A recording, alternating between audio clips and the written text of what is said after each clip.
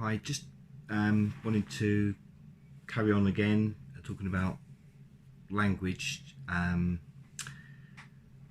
Was thinking actually with Liz's animation of some images from tarot cards, and for some reason that made me think of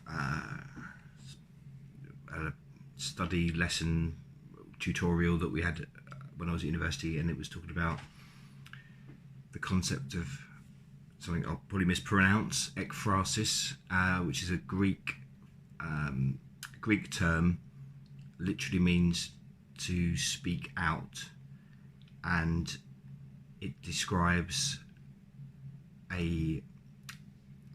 writing about a visual representation. So most famously, say a poem that's describing a painting. There's some well-known examples. I might just put some stills up at the end of this.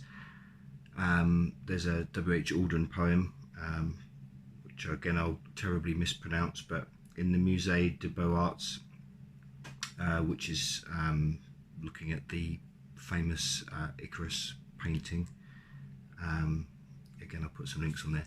But I love this concept of something static, a visual image, and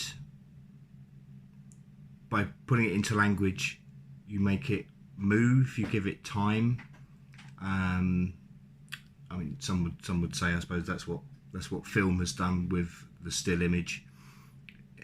But the reason I thought of it as well, in looking at this concept of ideography that we talked about before, where the origins of letters come from symbols for things or from ideas, and again I'll put a still up in a moment, but this first one particularly, that is air, first breath, diaphragm, but the idea that came from originally from a drawing of an ox, which then was put on its side so it looked like representing a plough, and then this then became the symbol for A, and it represented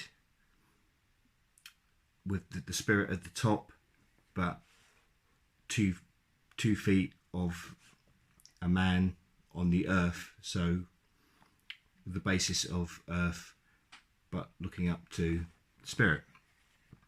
And that to me conveys a little story there, if you like, a mini encapsulation of human civilization, from hunter-gatherers to farming, to building philosophy, civilization, learning, and mankind becoming stronger with its feet on the earth, but learning and philosophy, spirituality aiming towards the spirit.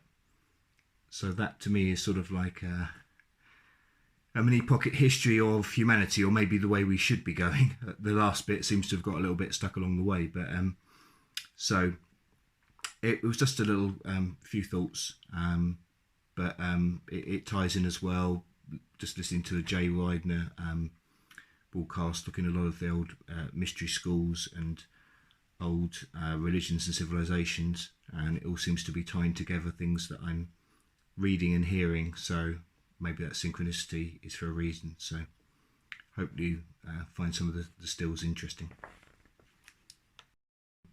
So a famous ancient Greek example of Ekphrasis is from Iliad's Homer's poem, the Iliad, where there's a description of Achilles' shield and the images on that shield, which in themselves are describing a history of battle and of the region. So he breaks off a big long epic about this war and everything else to describe the shield, but within that it's the images convey a story. So that's an ancient Greek example of Ekphrasis.